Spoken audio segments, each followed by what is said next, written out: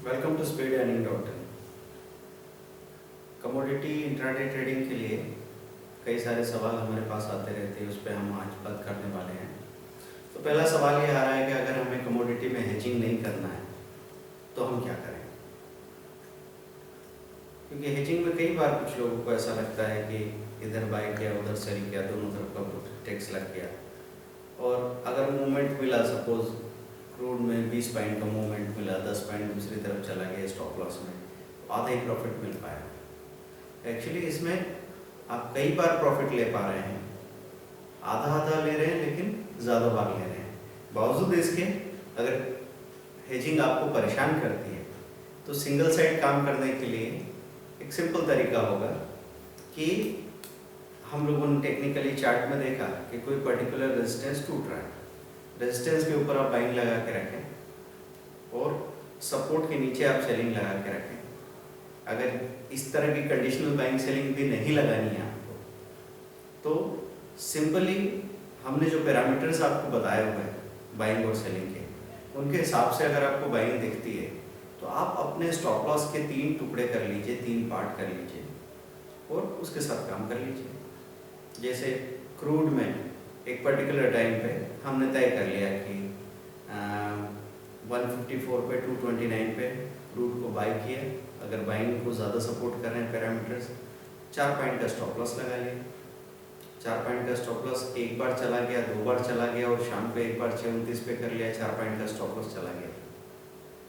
Total 12 point आपके जा सकते हैं, लेकिन जब आएगा तो सीधा प्रॉफिट आ जाएगा आपके पास। ऐसे ही हर एक कमोडिटी में हम स्टॉप लॉस को मिनिमाइज कर देंगे और उसको 2 से 3 पार्ट में यूज़ कर लेंगे। सिल्वर में आप 50-60 पॉइंट 2 या 3 बार ले लीजिए, 150 पॉइंट टोटल होते हैं। गोल्ड में 20 पॉइंट 3 बार ले लीजिए, 60 पॉइंट टोटल होते हैं। कॉपर में 50 पैसा 3 बार ले लीजिए, 40 to 50 पैसा 1.5 तीनों बार में मिल के बनता है। और निकल में 1.3 बार ले सकते हैं। एनजी में 30 पैसा 3 बार ले सकते हैं। और लीड में जिंक में 20 पैसा 3 टाइम्स लिया जा सकता है। तो बस एक बात का ध्यान रखें कि आपने एक प्लान बनाया है, उस प्लान को स्टिक करना है।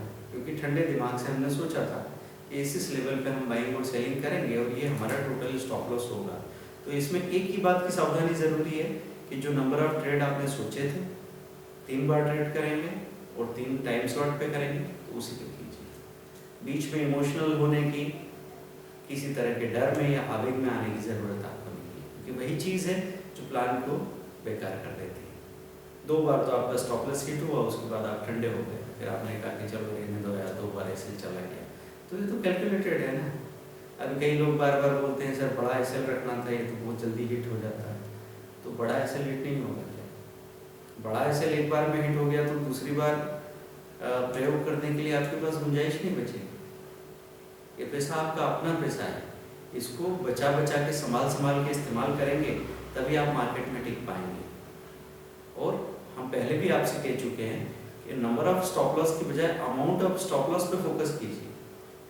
अब कई बार दिमाग में ये बात आ जाती है कि ब्रोकरेज भी तो लग रही है बार बार, तो कागज़ पे रख के कैलकुलेट कर लीजिए कि अगर मैं 10 पॉइंट एक्स्ट्रा क्रूड में खर्च कर दूँ, बड़े लॉट में 1000 रुपये जा रहे हैं, ब्रोकरेज अगर हर बार की 100-150 रुपये लग रही है, तो क्या चीज़ बेहतर है।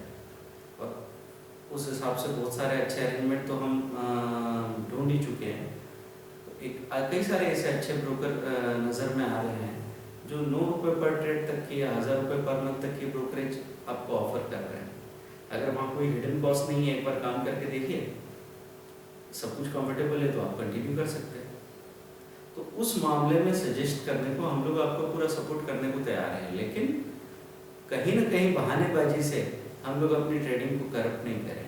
क्योंकि प्रोक्रेस्टिनेशन या बहानेबाजी ही एक चीज़ है जो हमारा बढ़ना रोक देती है। काम ये आपको करना है तो जो भी उसके लिए लगता है उसकी तैयारी कीजिए। थोड़ी मुश्किल लग सकती है लेकिन किया जा सकता है। इसके बाद है बहुत सारे लोगों के क्वेश्चन कि ब्रोकरेज टैक्स बहुत लग जाता है, और उनका ये अनुभव भी है कि सर एक बार एक अकाउंट खोला था, उसमें हमको ब्रोकरेज ज़्यादा लग रहा था, फिर दूसरी बार हमको किसी और ने सजेस्ट किया, हमने वहाँ पे अकाउंट खोला और ब्रोकरेज वहाँ ठीक लग रहा था, लेकिन सॉफ्टवेयर अच्छा नहीं था। और फिर बाद में पता लगा कि कोई हिडन कॉस्ट थी, और बाद में हम उस अकाउंट में काम नहीं कर पाए। एक तो हमारा आदत या हमारा कंफर्ट हमको किसी एक चीज़ की तरफ झुकाता ज़रूर है।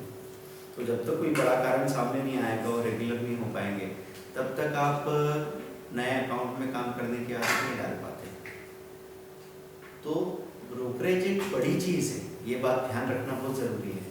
कभी कभी किसी को लगता है कि चलो ठीक 20 रुपये 100 रुपये क्या फ़र्क पड़ता है, जब मिलेंगे 1000 रुपये तो 80 रुपये कम लगे, 80 रुपये ज़्यादा लगे, या 1000 के 900 मिल गए, कोई फ़र्क नहीं पड़ता।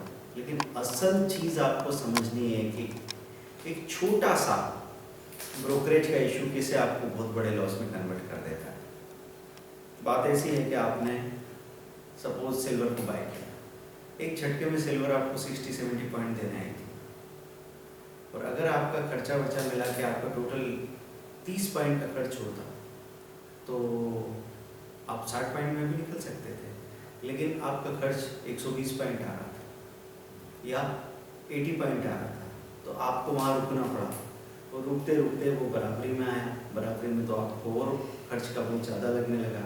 अल्टीमेटली 200 पॉइंट नीचे का स्टॉप लॉस टूट गया। तो एक छोटी सी दरार बनी थी और उस दरार ने बांध तोड़ दिया। इस तरह की चीज़ होती है बाजार में।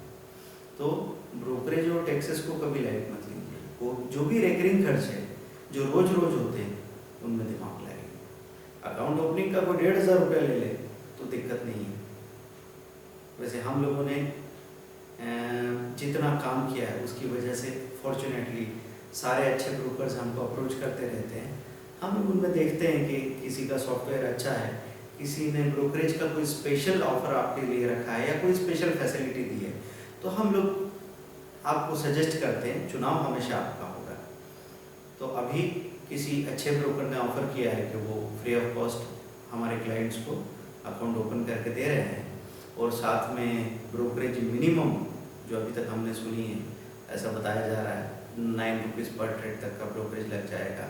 1000 रुपये पर मंथ का अनलिमिटेड ट्रेडिंग ब्रोकरेज लग सकता है। तो हम वहाँ एक ही बात कर सकते हैं, एक छोटा सा अमाउंट डाल के आप साथ में उनके काम कीजिए। अगर आपको कंफर्टेबल लगता है तो उसको आराम से कंटिन्यू करना चाहेंगे, आपका अपना निर्णय बन जाएगा। हाँ, लेकिन सही ऑप्शन तक पहुँचना आपका अपना काम है। कई बार लोग हमसे बात करते हैं एडवाइजरी के लिए, तो उनकी यही कहानी होती है कि सर इतने एडवाइजरी को पैसा दिया, बहुत पैसा लग गया, पता नहीं अब मैं तो परेशान हो गया हूँ।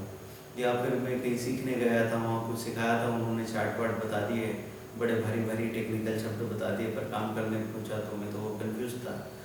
तो देखिए, सही जगह तक पहुँचने के लिए आपको पहले जो कुछ भी लगता है, जो कुछ भी आपको करना पड़ता है, वो आपके काम का हिस्सा है। आपकी झोली में आके कोई गुरु नहीं गिर जाएगा, कोई सही जगह नहीं गिर जाएगी, तो आपको उसको ढूंढना है, और वही सबसे बड़ा काम है। उस प्रोसेस में आपने सपोज एक जगह 15,000 दिया, कहीं 20,000 दिया, कहीं 30,000 दिया, कहीं 50,000 दिया, 1.5 लाख रुपया खर्च कर दिया आपने, और 8 महीने साल भर लग गया। साल भर में भी अगर आप 2,000 से 3,000 रुपये का लेवल मेंटेन करने लगे, सब जगह से कुछ कुछ सीखने को तो मिलेगा ही ना। कम से कम ये तो सीखने को मिलेगा कि यार भाई, आपको खुद ही चीज़ें जाननी होगी, आप किसी के भरोसे नहीं बैठ सकते। इतना भी सीखने को मिला, दूसरों के ऊपर से जो आपका आकर्षण है वो भी खत्म हुआ, अपने ऊपर भरोसा भी जागा। आपको ऐसा लगा कि मुझे लड़ना ही पड़ेगा, नहीं तो मैं मर जाऊंगा। लड़ना सीखेंगे आप, बहुत बड़ी कमाई कर लिया आपने। तो आप वो सब हासिल करने के लिए 1.5 लाख खर्च कर दें, और 5 से 7 लाख रुपए पहले ही साल में आपके आ जाते हैं, दूसरे साल में आ जाए, तीसरे साल में आ जाए, लेकिन उसके बाद तो पूरी ज़िंदगी पड़ी है पैसा कमाने को। तो इस पेशेंस को, इस चीज़ को समझिए, क्योंकि ये जो सरकारी जवाब होता है हम किसको देते हैं? आप किसी को भी ये समझाते रहते हैं कि मैं ये काम क्यों नहीं कर पाया। काम आप क्यों नहीं कर पाए, आपकी क्या परेशानी थी, आप क्या कैसे कर पाएंगे और कितनी परेशानी आएगी, ये सब सवाल दूसरे को नहीं जानना है, ना दूसरे को बताना है। आपको अगर काम करना है तो उस काम को जानना पड़ेगा, चाहे उसके लिए जो भी लगे, उसी का तो फिर आपको प्रतिशत या रिस्पांस मिलने वाला है। तो पानी को अगर भाप बनाना है तो 100 डिग्री तक उबालना पड़ेगा, अपने आप भाप बन जाएगी। आप उसको 25 तरह की बातें करके कुछ मदद नहीं कर पाएंगे, ना अपनी ना किसी और की। Thank you very much, bye.